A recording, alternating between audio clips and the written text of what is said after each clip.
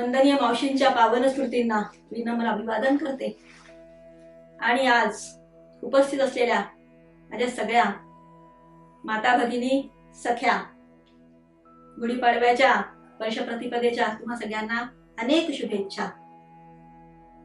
आपलं संपूर्ण विश्व ज्या संकटात आज आहे त्या संकटातनं सहजच आपण पार पडू हा विश्वास श्री रामचरणी व्यक्त करते आणि आज एका खूप मोठ्या प्रवासाला आपण सुरुवात करणार आहोत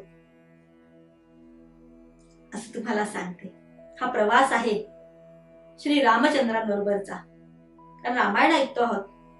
अयन म्हणजे फिरणे, कार्य करणे आणि रामाचं अयन जे आहे आज जवळजवळ 9,500 वर्ष इसवी सन पूर्व एवढा कालावधी लोटलेला आहे रामाला। रामायणाचा कालावधी इतका मोठा आहे आणि तिथपासून आजपर्यंत ही रामकथा जी आहे उत्तरोत्तर वाढते आहे। अनेक लोकांच्या हृदयापर्यंत ती पोहोचली आहे। कशाच्या बळावर पोहोचली हो? अनेकदा तिच्यावर अनेक आक्षेप घेतल्या जातात। मध्यंतरीची काळ जो होता एक लाट आलेली आपण पाहतो की राम हा काही इतिहास पुरुष नाहीये, ही कल्पना, ही कवी कल्पना आहे। आणि त्याच्यामुळे आपल्याला अनेक पुरावे गोळा करून आपण बघतोय की विश्वात एका वेगळ्या संकटात सापडलेला असताना जणू की काय रामचंद्र पुन्हा अवतरित झालेले आहेत आणि सांगतायत की अरे हे तर काहीच नाहीये, ह्याच्यातनं आपण निश्चित पार पडणार आहोत। आणि आज अयोध्येच्या त्या जन्मभूमीमध्ये पुन्हा ते विराजमान झालेले दिसतात आपल्याला। हा फार मोठा संकेत आहे की रामचंद्राचं जीवन जे बघतो, त्याचा जन्म जो बघतो आपण, तो एक संघटित प्रयत्न जे झालेले होते त्याची फलश्रुती आहे। आणि जणू की काय इतिहासाची पुनरावृत्ती व्हावी अशा पद्धतीने संघटित प्रयत्नांचा जो काही आपण परिपाक बघतो आहे आणि रामचंद्र पुन्हा अयोध्येत आपल्याला स्थापन झालेली दिसतात आहेत।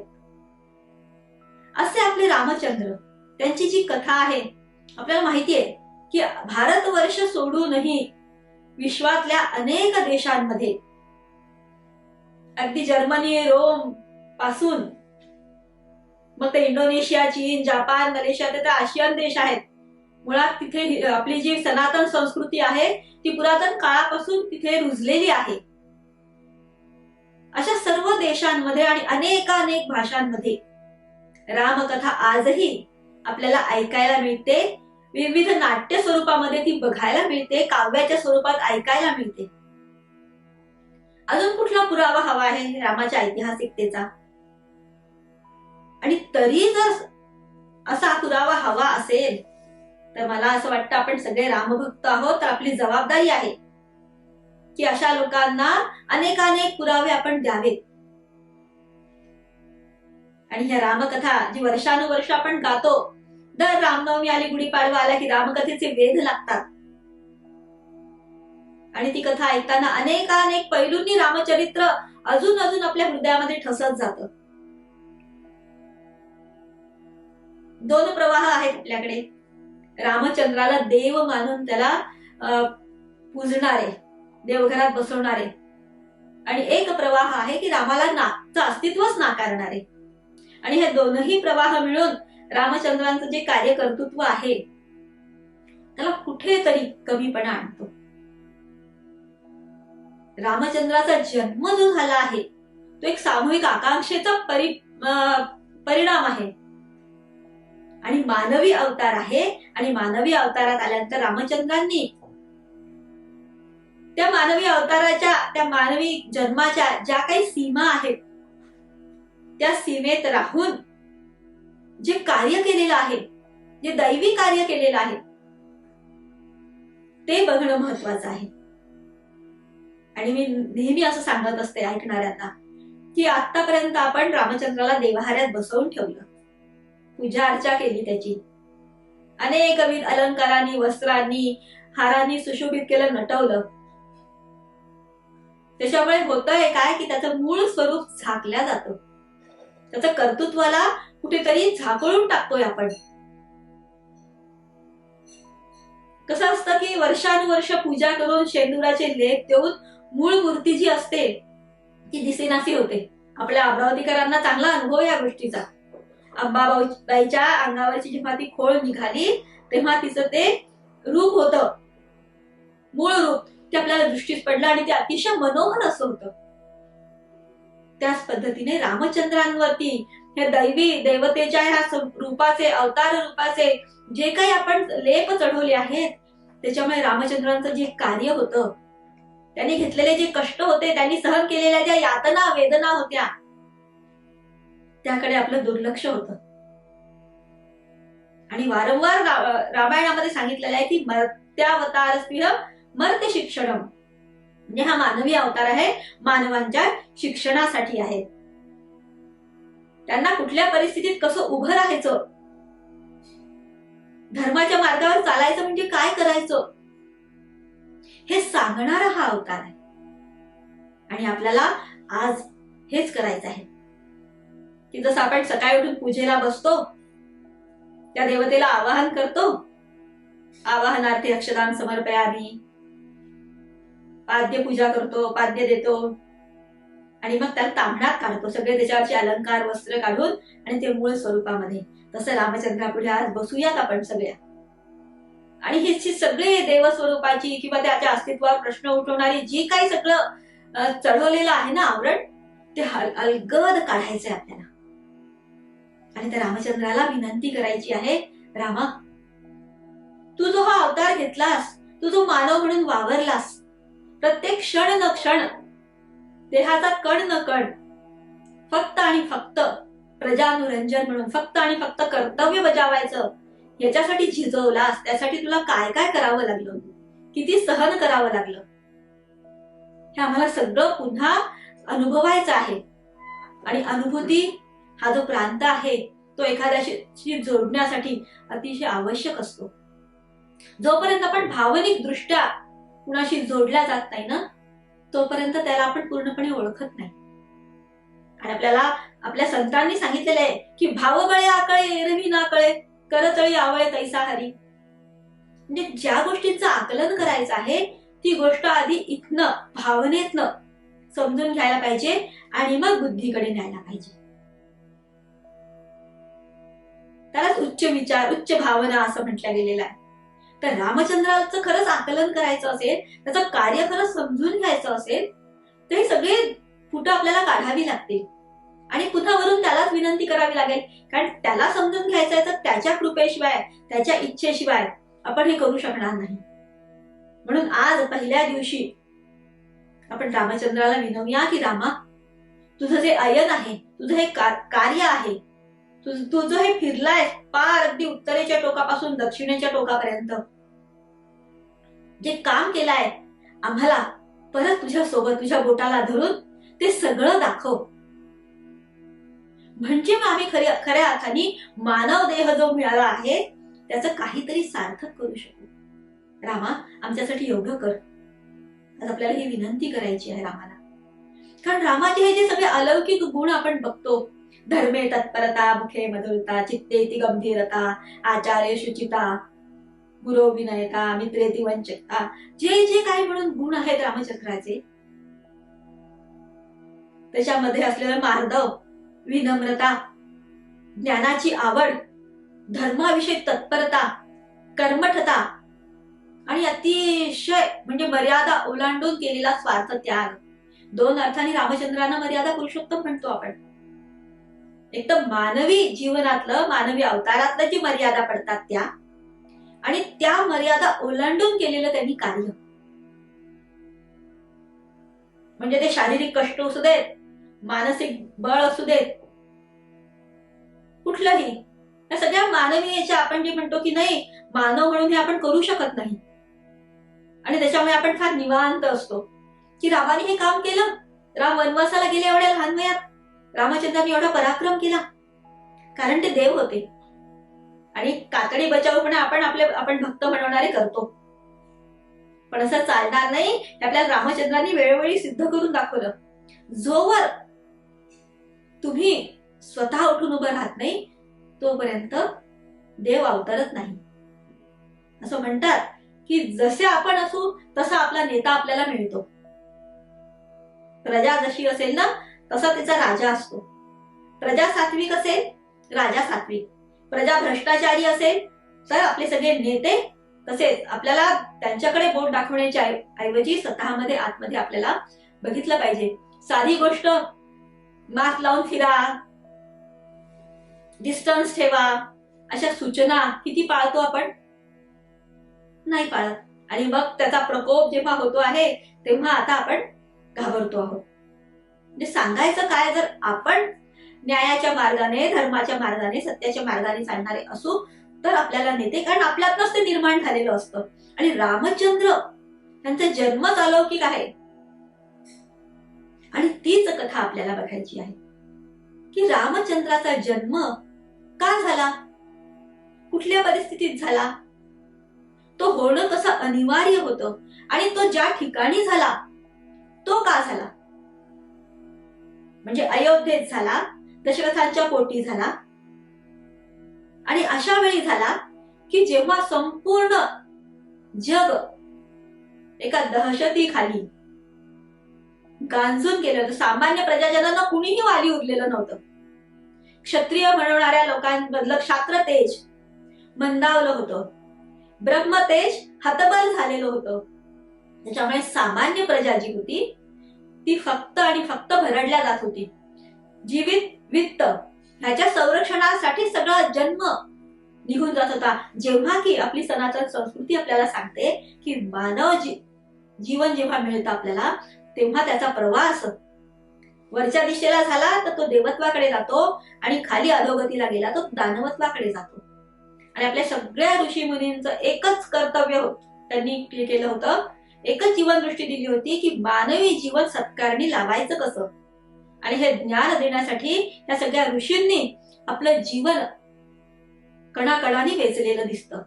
अशी ही ऋषी संस्था सुद्धा हतबल झालेली आहे, क्षात्र तेज लोप पावलेला आहे. आणि अशा परिस्थितीमध्ये मग असा सेनानी हवा आम्हाला, असा नायक हवा आम्हाला की जो ह्या सगळ्या परिस्थितीतनं संपूर्ण समाजाला बाहेर काढेल. निव्वळ कोणाला मारणं नाहीये, निव्वळ एखाद्याला संपवणं नाहीये, तर ह्या संपूर्ण जो हीनदीन झालेला समाज आहे, आपलं तेज, आपलं ऐश्वर्य गमावलेला, आपली अस्मिता घालवून बसलेल्या समाजाला पुन्हा उठवायचं आहे वरती. आणि हे सगळं करणारा योग्य असा नेता हवा आहे. आणि ह्या विचारातनच रामचंद्रांचा जन्म आहे. म्हणजे समाजाने उठून उभं राहून एखादं कार्य करायचं ठरवलं संघटितपणे तर ते कसं होऊ शकतं हे सांगणारी ही रामकथा आहे. आणि आपण असं जर विचार केला तर रामाच्या आधीच राम हे नाम आहे. आपण जेव्हा श्रीराम जय राम जय जय राम म्हणतो आणि आपल्याला तरुण जायचं असतं ह्या सगळ्या भवसागरातनं, पण हे राम नाम जे आहे ते सार्थकी लावणारा जे विग्रह आहे तो ह्या दाशरथी रामाचा आहे. अनेकांनी अनेक प्रकाराने रामकथा लिहिल्या, आध्यात्मिक स्वरूपात लिहिल्या. अध्यात्म रामायण आहे, भावार्थ रामायण आहे, तुलसीदासांचं जे सगळ्यात प्रसिद्ध तुलसी रामायण जे आहे अतिशय भाव विभोर असं त्यांनी लिहिलेलं आहे. आणि त्याच्यामध्ये त्यांनी राम नामाचा महिमा सांगितलेला आहे. समर्थ रामदासांनी राम सांगत असताना त्यांचा राम कोदंडधारी राम आहे, अतिशय तेजस्वी आहे, पराक्रमी आहे. तर हे सगळे जे भाव आहेत रामायणातले, ह्या सगळ्यांचा पाया काय आहे तर अर्थातच वाल्मिकी रामायण. त्याच्यामुळे जे व्यक्ती अभ्यास करते ती पहिल्यांदा वाल्मिकी रामायणाचा अभ्यास करते. आणि आपल्याकडे पूर्वापार चालत आलेले जसे वेद, वेदांग, उपनिषद याच्याबरोबर इतिहास म्हणून जे ग्रंथ आहेत ते दोन आहेत. एक रामायण आहे वाल्मिकींचं आणि एक व्यासांचं महाभारत आहे. त्याच्यामुळे रामायण जे आहे वाल्मिकींचं तो इतिहास आहे आणि तो त्याच पद्धतीने लिहिला गेलेला आहे. रामाचा संपूर्ण पराक्रम, त्या काळची सामाजिक स्थितीचं अवलोकन, आणि नंतर रामाने हे केल्यानंतरच त्याची राज्य व्यवस्था, असं सांगणारा हा इतिहास आहे. त्याच्यामुळे हा महत्वाचा आहे. पण म्हणून इतरांनी लिहिलेलं जे रामायण आहे ते कमी नाहीये. त्याच्यातनं भावनिर्मिती झाली, त्याच्याशी आपण पिढ्यानपिढ्या रामचंद्रांच्या कार्याशी जोडल्या गेलेलो आहे. त्याच्यामुळे जेव्हा तुलसीदास म्हणतात, राम नाम गुणी अथक कहाणी, समजत सुखदन पडती बखानी, अगुण सगुण बिच राम साखी, उभय प्रबोधक चतुर दुभाषी. राम नामाला दुभाषी म्हटलेला आहे. सगुण आणि निर्गुणाच्या मधला, प्रपंच आणि परमार्थाच्या मधला दुभाषा.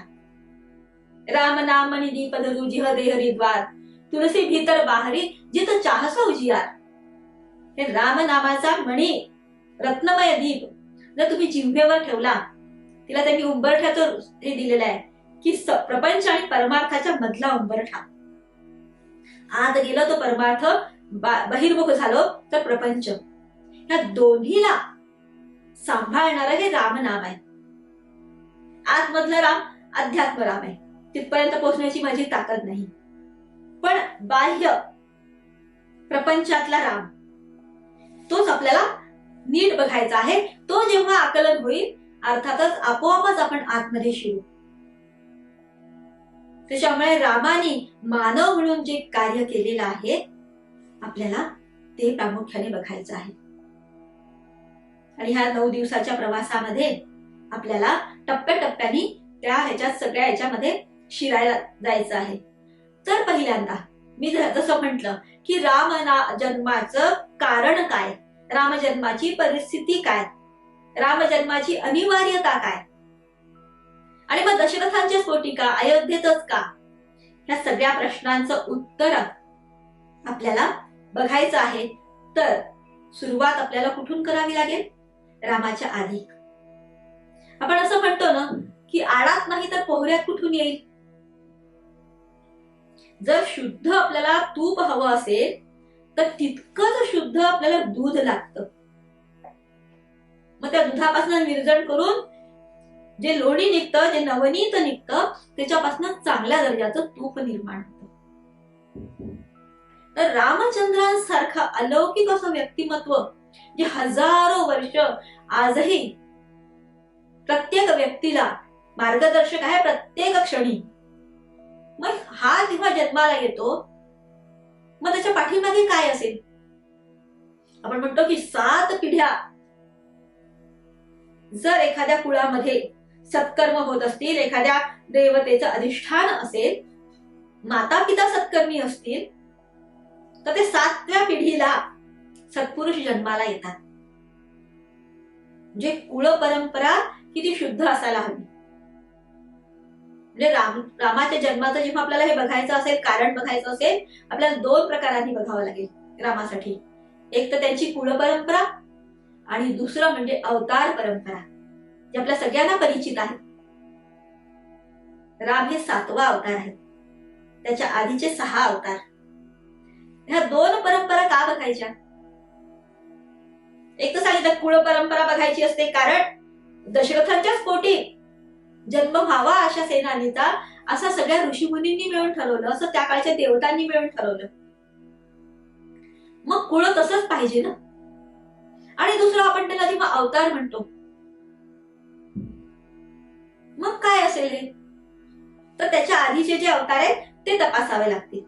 आणि हे अवतार तपासत असताना अजून काही गोष्टी आपल्याला सहजच मिळतात बघायला, की त्या काळची भौगोलिक परिस्थिती काय होती, त्या काळचा समाज कसा घडला होता,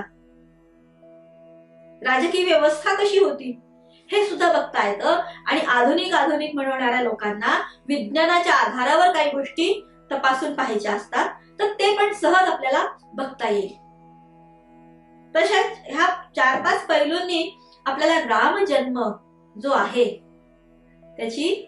त्याचं कारण, त्याची अनिवार्यता बघता येईल. तर हे बघत असताना आपल्याला आधी आपण बघूया की रामचंद्रांचं अवतार परंपरा. बघा, आजही ह्या गोष्टींचे पुरावे देणारे आर्किओलॉजिकल पुरावे आपल्याकडे उपलब्ध आहेत. तसे नकाशे उपलब्ध आहे, मी जे आता सांगणार आहेत ते तपासायसाठी. मी तुम्हाला संदर्भ पण देईल आणि तुम्ही बघू शकता. एखाद्या वेळेस मी तुम्हाला तो नकाशा सुद्धा दाखवीन.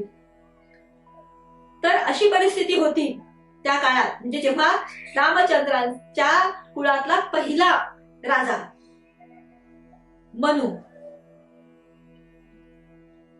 ज्याला आपण मनू म्हणून ओळखतो आणि आजही त्याच्या नावाने खडे फोडल्या जातात, त्याच्या काळामध्ये ह्या पूर्ण भूगोल कसा होता, तर आपली मुख्य भूमी भारताची, याला दोन्ही दिशांनी आताचे जे दक्षिण आफ्रिका, अमेरिका, ऑस्ट्रेलिया हे सगळे खंड जोडलेले होते.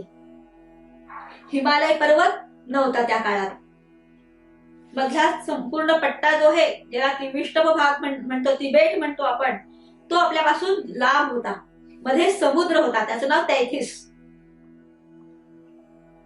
आणि हे बाकी खालचा पट्टा पूर्णपणे जोडलेला होता. अमेरिका फार छोटा खंड होता. ऑस्ट्रेलिया आपल्याशी जोडलेला होता. आणि त्या काळामध्ये मनू होता. मनू हा सुद्धा एखाद्या ऋषीप्रमाणे त्यांचं जीवन होतं. त्या काळात राज्य व्यवस्था, शासन व्यवस्था नव्हती. सगळे लोक स्वयंप्रेरणेने स्वधर्म स्वकर्तव्याचं पालन करणारे होते. पण काळाची गती आहे, बदल होत असतात. आणि मग त्या काळातल्या विचारवंतांना, ऋषीमुनींना लक्षात यायला लागलं की लोक आजकाल पूर्वीसारखे धर्माच्या, सत्याच्या मार्गावरून बाजूला जायला लागलेले आहेत. स्वार्थाचा विचार बळावत चाललेला आहे. मग काय करायला हवं? तर आता काहीतरी हा समाज रचना करण्यासाठी काही गोष्टी करायला हव्यात. काही नीती नियम, ते नीती नियम मोडणाऱ्यांसाठी काही शिक्षाची हे.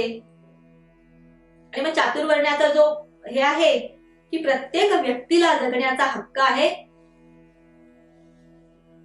त्याच्यामुळे प्रत्येकाचं संरक्षण, प्रत्येकाच्या स्वातंत्र्याचं संरक्षण व्हायला हवं. म्हणून चातुर्वर्ण्याची निर्मिती, ह्या सगळ्या गोष्टी व्हायला हव्या आहेत.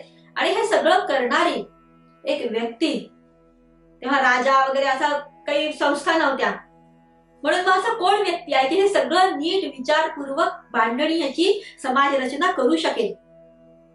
आणि मग त्यांच्या लक्षात आलं की सत्यव्रत मनू हा योग्य पुरुष आहे.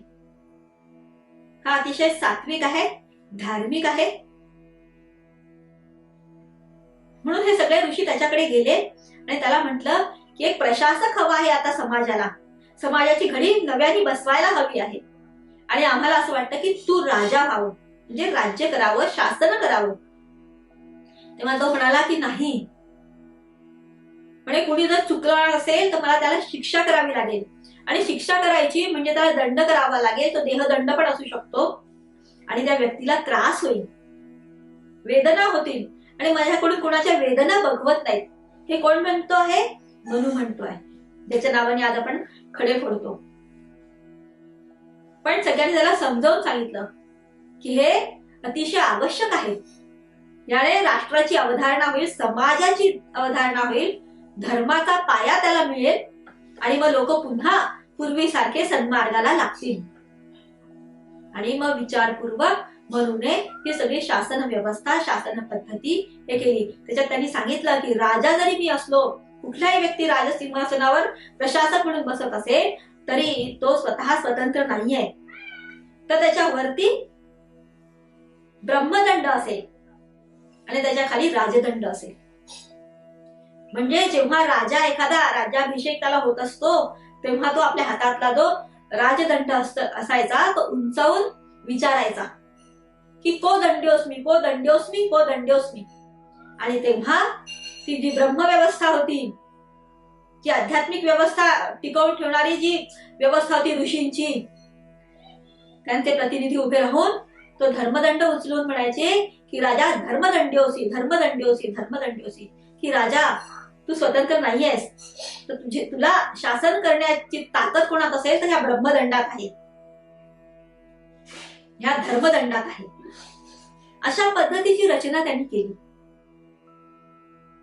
आणि मग आपल्या पुराणकारांनी हे जे इतिहास अतिशय रोचक पद्धतीने लिहिलेले आहेत, त्याच्यामध्ये मधून मधून ज्या कथा येतात, त्याच्यामुळे आपल्याला कुठेतरी भ्रमित झाल्यासारखं होतं. पण त्याच्यातला सार शोधून ते ग्रहण करणं हे वाचकाचं कर्तव्य, अभ्यासकाचं कर्तव्य असतं. आपल्याला माहितीये की कथा त्याच्या मध्ये आहे की मनू एके दिवशी जेव्हा स्नानाला गेले नदीवरती, अर्घ्य द्यायला ओंजळ घेतली, तर ओंजळीमध्ये छोटासा मासा आला.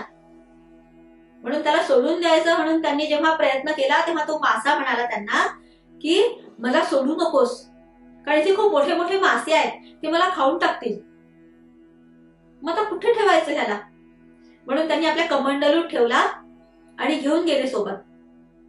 पाहतात तर घरी जाईपर्यंत तो कमंडलूत पण मावेनासा झाला आणि आपल्या छोटीशी पुष्करणी जी होती घरात त्याच्यामध्ये ठेवला. दुसऱ्या दिवशी तो त्याच्यात मावत नाही म्हटल्यानंतर विहिरीत सोडला. विहिरीत मावेनासा झाला, तळ्यात सोडला, असं करत करत करत शेवटी पुन्हा त्याला सागरामध्ये सोड म्हणाला. आणि तो म्हणाला की राजा, मी तुला सांगतो भविष्यात काय होणार आहे. या पृथ्वी तलावरती अतिशय उलथापालथ होणार आहे. प्रचंड भूकंप, ज्वालामुखी, ह्या सगळ्या ज्या आपण प्लेट्स म्हणतो भूमीच्या आतल्या, त्या सगळ्या विस्कळीत होणार आहेत आणि फार मोठा प्रलय होईल. हा जो समुद्र आहे, त्या समुद्रामध्ये प्रचंड उलथापालथ होणार आहे आणि त्याच्यामध्ये सगळी जीवसृष्टी धोक्यात येणार आहे. पण एक लक्षात घे, मी तुला उपाय सांगतो. एक फार मोठी नौका तयार कर आणि जेव्हा प्रलयाची वेळ येईल तेव्हा मी स्वतः येईल आणि माझ्या याच्यावर जे शृंग आहे, जे शिंगासारखा हे आहे, त्याला ती बांध, मी हे सगळं सुरक्षित ठेवीन. ह्या कथा फक्त आपल्याच पुराणात आहे असं नाहीये, पारशी पुराणात पण ही कथा आहे. झेंडा अवस्थामध्ये त्याच्यात पण त्यांनी हे नोहा म्हणून, जो आपल्याला लहानपणी खूप जणांना ही कथा ऐकली पण असेल, नोह्याची नौका म्हणून. आणि म्हणून तसं केलं आणि त्यांनी प्रत्येक ह्या जीवसृष्टीतल्या प्रत्येक वनस्पतींपासून, सगळ्या जीवांपासून, कृमी कीटकांपासून प्रत्येकाची बीज मानवापर्यंत एकत्र केली, ती साठवली आणि जेव्हा प्रलयाची वेळ आली तेव्हा त्या माशांनी आपल्या शिंगाने ते सुरक्षित ठिकाणी नेलं. आजही ते ठिकाण आपल्याला बघायला मिळतं. अझरबैजान म्हणतात त्याला, आर्याना बीजम. त्या कोरड्या भूमीवरती हे सगळं मनू घेऊन गेला आहे. आणि ही सगळी किती उलथापालथ झाली आहे. तर मधला जो समुद्र होता तो पार दोन्हीकडे गेला. खालची जी प्लेट होती ती वरच्या प्लेटीला धडकली आहे, तिबेट वगैरेच्या, आणि त्या धडकेतनं निर्माण झाला हिमालय. शिवालिक पर्वताच्या रांगा होत्या त्या आणखी मोठ्या झाल्या आणि मधला प्रदेश पूर्ण मरुभूमी झाला, जो आज आपण कच्छ चरणापासून तर पूर्ण बंगालपर्यंतचा. इतकी प्रचंड ढवळाढवळ त्या ठिकाणी झाली आहे. आणि जो तो मासा होता त्याला आपण पहिला अवतार म्हणतो, मत्स्यावतार. आणि आपल्याला सगळ्यांना माहितीये की भूमीवरती जल जेव्हा जास्त होतो तेव्हा पहिला प्राणी जो पाण्यातच निर्माण झाला तो हा मत्स्य. आणि त्या अवतारामध्ये त्यांनी हे कार्य केलं. आपल्याही ताकद, आपल्या क्षमतेपेक्षा कितीतरी पटीने जास्त कार्य हे संपूर्ण जीवसृष्टी वाचवण्याचं, जे मनूचा समकालीन मत्स्यावतार. आणि पुन्हा जीवसृष्टी जेव्हा रांगेला लागायला लागली, ती बीज जी गोळा केली होती त्याच्यातनं पुन्हा उत्पत्ती सुरू झाली. हळूहळू हळूहळू सगळं स्थिर स्थावर झालं आणि पाण्यातला जीव थोडा थोडा हळूहळू बाहेर पृथ्वीवरती यायला लागला. तो कोणता अवतार होता? उभयचर प्राणी कूर्म अवतार.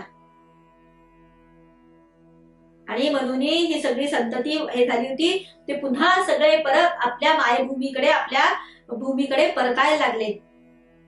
आणि ते जे आर्यांचं परतणं होतं त्याला वेगळं रूप दिल्या गेलं आपल्याकडे इतिहासामध्ये, आणि आर्य बाहेरून आले. पण आर्याना बीज अझरबैजान इथे ते काही काळासाठी स्थलांतरित झाले होते आणि पुन्हा सगळं हे झाल्यानंतर ते परत यायला लागले. आणि आता त्याच्या आधी पण मानव होते, त्याच्या नंतर पण मानव होते. दानव आणि मानव ह्या दोन श्रेणी, मानवांपेक्षा जास्त प्रबळ सर्व अर्थाने, पण सात्विकतेचा अभाव असणारे, इतरांकडनं फक्त ओरबाडून घेणं, इतरांचं शोषण करणं आणि स्वतः चांगलं राहणं, अशा स्वभावाचे जे लोक होते ते दानव होते. पूर्वी ते थोडे वेगळे राहत होते.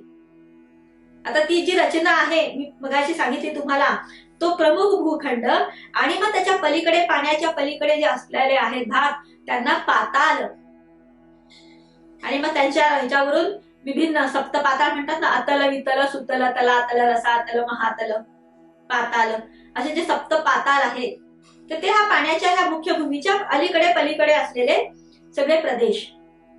आणि मग तिथे राहणारे हे जे दानव होते, हे राक्षस होते, त्यांना ही सुजलाम सुफलाम जी भूमी होती तिचं कायम आकर्षण होतं. आणि मग सतत त्यांची आक्रमण, आपला भारत देश आक्रमण आत्ताचीच नाही सहन करत आहे, अनेक लक्षावधी वर्षांपासून ही आक्रमण सुरू आहेत.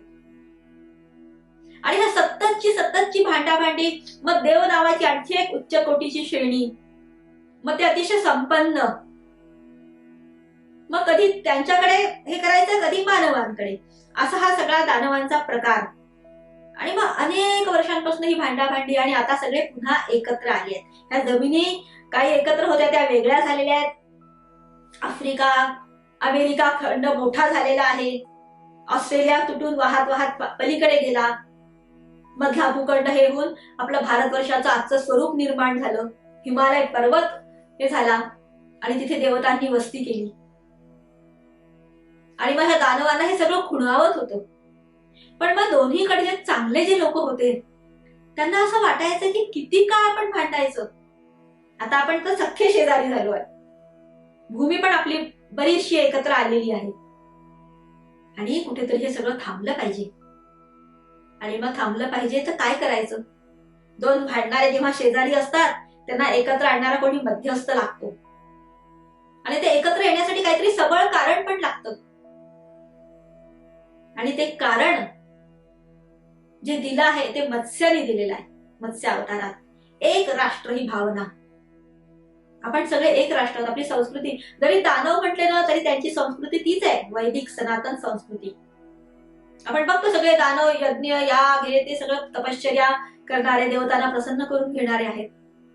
फरक आहे वृत्तीतला, त्यांच्यात तामसी वृत्तीचं आधिक्य आहे, देवांमध्ये सात्विकतेचं आहे, आणि मानवांमध्ये या सगळ्यांचं मिश्रण आहे. आणि मग त्या सात्विक लोकांनी एकत्र यायचं तर कशासाठी? तर आपलं राष्ट्र एक आहे, आपले संस्कार एक आहेत, आणि म्हणून आपण एकत्र यायचं. इतकं सबळ कारण की त्याच्यावर किती, एक राष्ट्र ह्या भावनेवर कितीही आघात करा ती इतकी बळकट आहे की ती तुम्हाला परत आणेल. आणि कासवाची पाठ जी असते ना ती आपल्याला माहिती, ती मजबूत असते. हे सगळं ते मेरू पर्वत जो आहे, आपल्याला एकत्र येऊन काही विशिष्ट गोष्टी करायच्या आहेत, प्रत्येकाच्या सुखाच्या संरक्षणाचा विकासाचा विचार करायचा आहे. तो मंदार पर्वत, आणि अतिशय लवचिक असलं पाहिजे ना, कोणी एकाने ताठरपणा केला तर काय उपयोगाचं? म्हणून वासुकीचा दोर म्हटलाय की जे काही मुद्दे आहेत ते लवचिक असले पाहिजे, म्हणून तो वासुकीचा दोर. आणि मग ते वैचारिक मंथन आहे, इकडे देव इकडे दानव, आणि मग ते राष्ट्र संकल्पनेचा आधार कासवानी दिलेला कुर्मावतारात. आणि ते आता पहिल्यांदा जर बोलायला बसले दोन पार्ट तर काय असतं, आधी तर हमरी तुमरीच असते, तूच असं केलं आधी, मीच असं केलं आधी, गरळ ओकल्या जाते अक्षरशः. आणि ही गरळ हे जर थांबवलं नाही समर्थपणे तर पुन्हा वादावादीला आणि भांडाभांडीला हे होतं, पुन्हा विष ते तसंच पसरतं गैरसमजुतीचं. तर ते प्राशन करणारा, ते हे करणारा कोण असेल? अर्थात शिवाशिवाय दुसरं कोणीच नाही, की जी व्यक्ती अतिशय विरागी आहे, कुठलाच संसाराचा कुठलाच कशाचाच मोह नाहीये जिला, योगी आहे, आणि ते गुरुतत्व आहे. आणि असा समर्थ शिवशंकराने ते गरल, ते सगळ्या ज्या काही अपसमजुती, जे काही हे होतं समाजातलं, जे काही विष होतं ते सगळं स्वतः प्राशन केलं. आणि ते प्राशन केलं, पोटात गेलं असतं तर काय झालं असतं? पोटात गेलेलं ओठावर लगेच येतं, पुन्हा समाजात पसरण्याची भीती. मस्तकात गेलं तर कुरापाती सुरू होतात स्वतःच्याच, मग पोटातही जाऊ दिलं नाही, डोक्यातही जाऊ दिलं नाही, कंठात ठेवलं.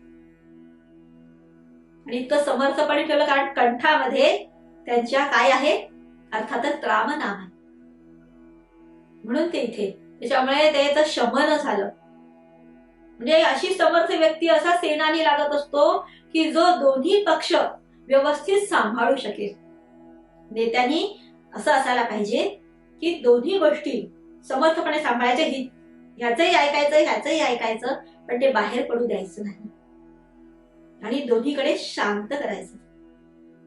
आणि असं जेव्हा गरळ शांत होतं, ते समाजात पुन्हा पसरलं नाही, तर समाज स्वतःला उपयुक्त अशा गोष्टी करतो. मग समृद्धी येते, मग ऐश्वर येतं आणि सद्गुण येतात. आणि हे सद्गुण कायम टिकतात, म्हणजे अमृत येतं.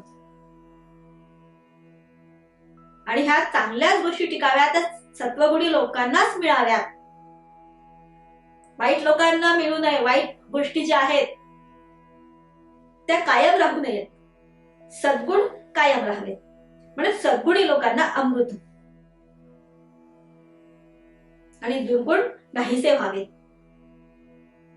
तर असं हे समुद्र मंथन.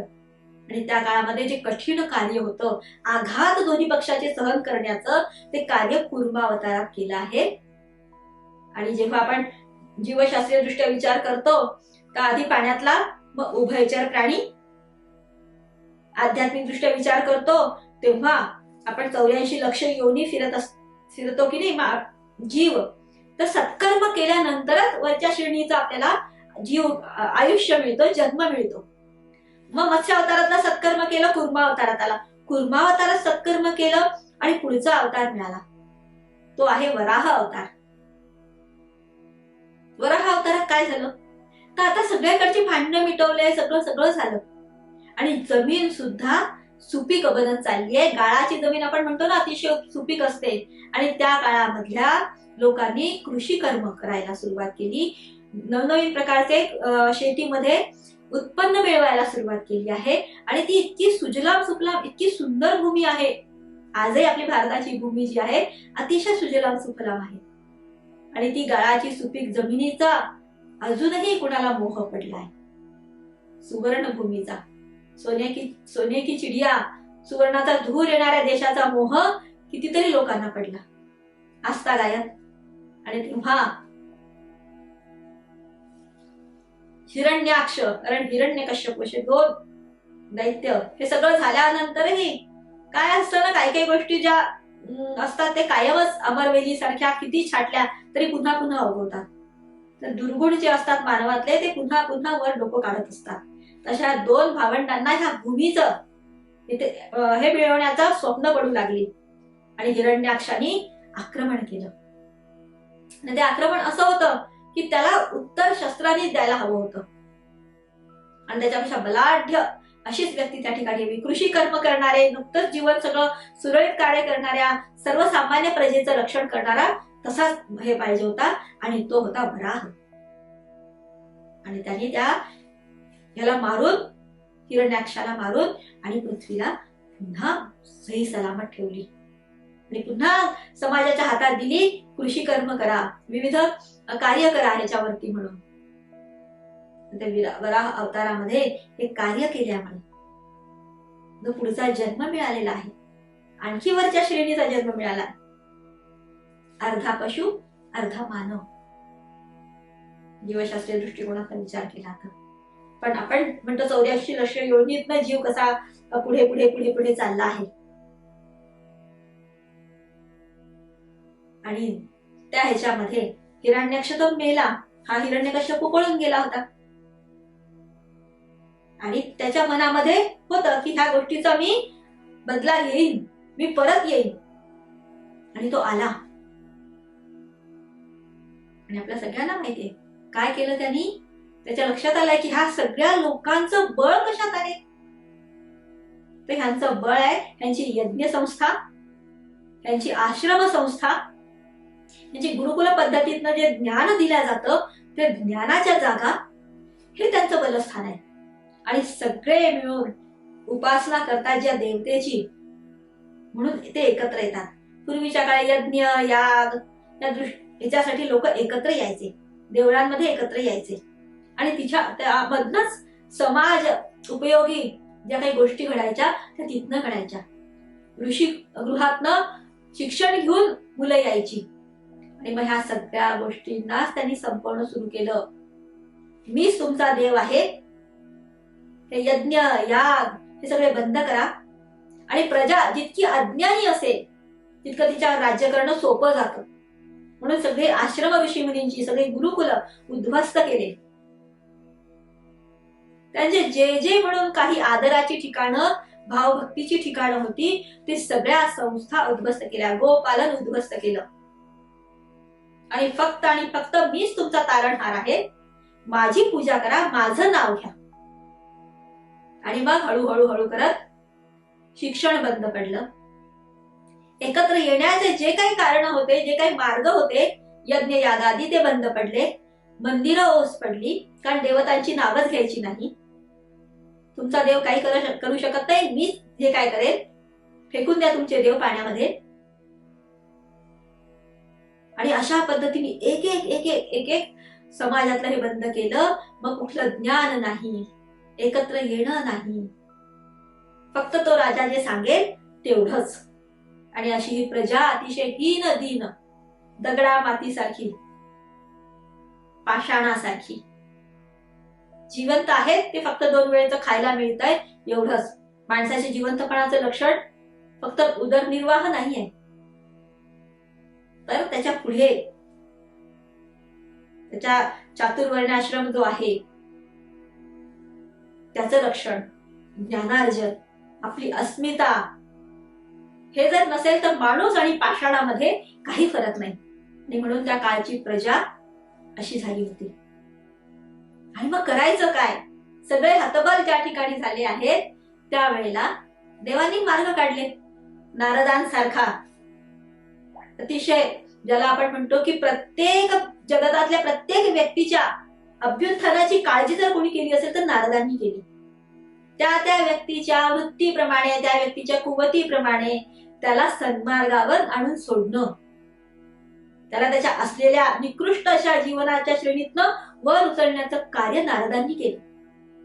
अथक पायाला चाकं लावून एखादा प्रचारक कसा असतो, समाजात फिरतो त्या पद्धतीने, आणि तो तरी कसा, कुठल्याही व्यक्तीकडे, कुठल्याही श्रेणीच्या, कुठल्याही समाजात सहजपणे मिसळून कार्य करणारे.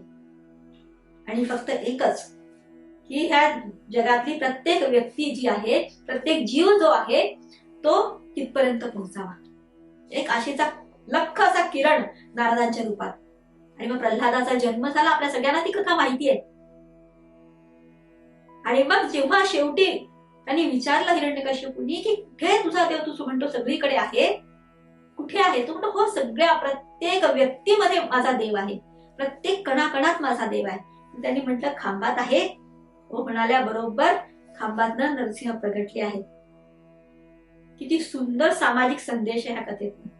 नरसिंह, जनसिंह, जी जनता, जे नर अतिशय हीन दीन, दगडा मातीसारखे निरुपयोगी असे झाले होते, आपली सगळी जीवन दृष्टी हरवलेले झाले होते, त्या समाजाला त्या प्रल्हादाने त्याच्यातलं ठिणगी, त्याच्यातला स्फुल्लिंग जागा केला. नरसिंह जागा झाला. आणि कुठल्याही शस्त्राची, अस्त्राची गरज पडली नाही त्या दुष्टाला संपवायला. कुठले काळ वेळेचं बंधन नाही, कुठल्या जागेचं बंधन नाही, आणि कुठल्या शस्त्राचं नाही. आणि फाडून काढला त्याला. जेव्हा जनसिंह जागा होतो तेव्हाच हे क्रांतीचं कार्य घडतं. जोपर्यंत सामान्य प्रजा उठून उभी राहत नाही ना, तिला आपल्या गुलामगिरीची जाणीव होत नाही ना, तोपर्यंत हे घडत नाही. आणि हा संदेश सामाजिक दृष्ट्या, हे कथा ज्या आहेत ना ह्याच्यातनं कितीतरी प्रकारचं आपल्याला हे मिळतं. आध्यात्मिक त्याच्यामध्ये संदेश मिळतो, सामाजिक मिळतो, विज्ञानाचा मिळतो. हे जर नीट बघितलं आपण तर आपल्या लक्षात येईल की ह्या कथा ज्या आहेत आपल्याला सगळ्या प्रकारचे संदेश देतात. की सामान्य प्रजेला उठून उभं राहावं लागतं तेव्हाच कार्य घडतं. आणि तो नरसिंह, तो जनसिंह जेव्हा उभा राहिला तेव्हा क्षणार्धात हे कार्य घडलेलं आहे. आणि ते प्रल्हादाने घडवलं. आणि अर्धा मानव अर्धा पशु. माणूस जेव्हा झुंडीत एकत्र येतो ना माणूस, तेव्हा त्याच्यातला पशु जागा होतो आणि कधी चांगलं कार्य घडून जातं. आणि जर दिशा चांगली दाखवणारा नसेल तर अर्थातच वाईट पण कार्य घडतं. पण इथे दिशा दाखवणारा प्रल्हादासारखा नायक होता. आणि पुन्हा आपल्या मूळच्या ह्याच्याकडे जाऊ, अवतार आध्यात्मिक दृष्ट्या. तर आधीच्या अवतारामध्ये चांगलं कार्य केलं म्हणून त्या जीवाने पुन्हा वरच्या ह्याला झेप घेतली आणि अर्धा पशु अर्धा मानव अशा श्रेणीला येऊन पोहोचला. आणि इथे सुद्धा सत्कर्म केलं. जीवशास्त्रीय दृष्टिकोनातून विचार केला तर पुन्हा प्रगती अशी झालेली दिसते. आणि पुढचं आपल्याला माहितीये, लघु मानव वामन अवतार आहे. आता हे दोघांना तर संपवलंय, पण त्याचा नातू बलिराजा, सगळ्यांना माहितीये सत्वगुणाची आधिक्य आहे त्याच्यामध्ये, पण स्वामित्वाची भावना, इतरांना आपल्या खाली दाबून ठेवण्याची जी भावना आहे ती मात्र तीच आहे. तो हुशार आहे. त्याच्या लक्षात आलं की ह्या समाजाला काबूत आणायचं असेल ना तर त्यांच्या शिरून त्यांच्यासारखं होऊन त्यांचा बाह्य रंग तरी आपल्याला स्वीकारावाच लागेल. म्हणून यज्ञ यागादी हे ते सगळं त्यांनी सुरू केलं. लोकांना अनेक प्रकारच्या सोयी सवलती दिल्या, पण त्यांचे विचार जे आहे आपल्या ताब्यात ठेवले. ब्रिटिशांचे गोडवे गाणारे लोक आहेत ना आपल्याकडे अजूनही. ब्रिटिशांनी काय केलं, आपली सगळी अस्मिता, आपलं सगळं श्रेय, आपलं तेज, आपला अभिमान, आपल्या परंपरा ह्या सगळ्या घालवल्या आणि त्यांच्यासारखं त्यांचे गुलाम बनवलं. आज आपण फक्त कर्मचारी, नोकरदार, नोकर वर्ग अशाच पिढ्यानं पिढ्या आपण घडलो आहोत. आणि आपल्या लक्षात पण नाही आलं ते. बलिराजाने तसंच केलं नेमकं. एवढंच काय, अकबराला पण, अकबराचे गोडवे गाणारे लोक पण आपल्याकडे आहेत. अकबरांनी काय बाह्य स्वरूपात थोडस असं हे केलं, हिंदू स्त्रीशी लग्न केलं, तिला तिच्या धर्माचं आम्ही निर्वहन करू देतो वगैरे, ह्या सगळ्या गोष्टी गोडगोड, पण आतून काय होतं त्याचे मीना बाजार माहिती आहेत आपल्याला. तर अशा पद्धतीने ह्याने पण केलं. आणि सगळी प्रजा बाह्य स्वरूपात आपण बघितलं सगळं आलबेल आहे, खायला मिळतंय, प्यायला मिळतंय, लायला मिळतंय, पण ज्याला मानव म्हणून काही असतं, एक राष्ट्र म्हणून जी काय अस्मिता असायला हवी, जी काय अभिमान असायला हवा, जो आपल्या परंपरांचा अभिमान असायला हवा, त्याचं निर्वहन असायला हवं, ते काहीच नाही. आणि ह्याची जाणीव नाही, ही सगळ्यात भयानक गोष्ट. आणि वामनाच्या मातेने सांगितलं की अरे बाबा, काय चाललंय, हे मोठे मोठे विचारवंत, हे ऋषीमुनी सुद्धा या गोष्टीचा विचार करत नाहीये, पण तुम्ही तरुण पिढीने तरी विचार करा याचा. आपण गुलामगिरीत जगतोय आणि ही फार वाईट गोष्ट आहे. आपल्याला आपल्या गोष्टींचा स्वाभिमान राहिला नाहीये. ह्याला संपवायला हवं, ह्याला बाजूला करायला हवं. आणि मग वामनाने तरुणांची सेना संघटित केली. त्याच्या नाकाखाली बलीच्या, त्याला कळलं सुद्धा नाही. आणि फार प्रचंड मोठा व्याप होता त्याचा, त्रिभुवन काबीज केलेली त्यांनी म्हणतात. आणि पण त्याच्या नकळत दोन जे त्याची ठिकाणं महत्वाची होती ती वामनाने आपल्या लोकांच्या मदतीने कधीच काबीज केली होती. म्हणजे तिथले जे काही होते सगळे लोक ते त्यांनी आपलेसे करून घेतले होते. केव्हाही फक्त एक इशारा आणि ते तुटून पडले असते, इतपत तयारी केली. आणि तिसरं स्वतः वामनाचा हे राज्य.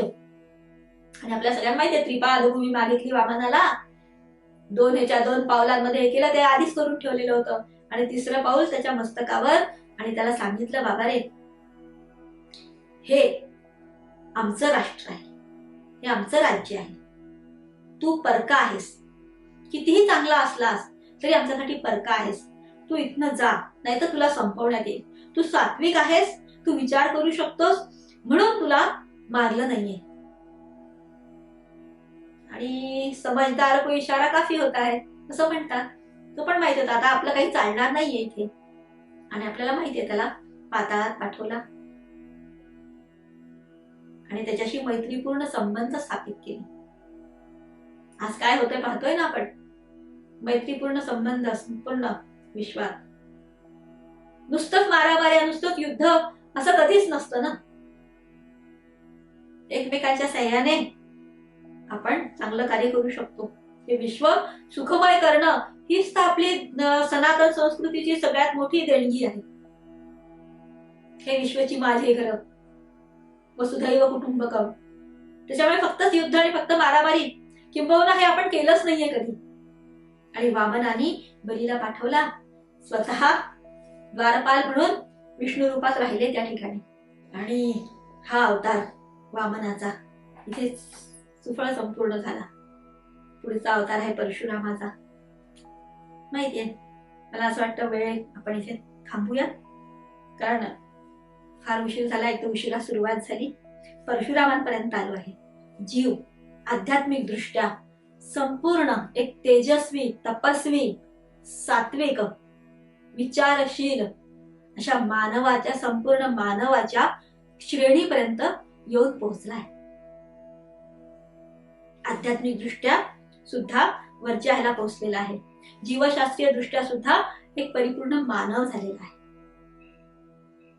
आणि सामाजिक रचना म्हणू तर आता आपले संपूर्ण राष्ट्र जे आहे ते शांत, निवांत झालंय.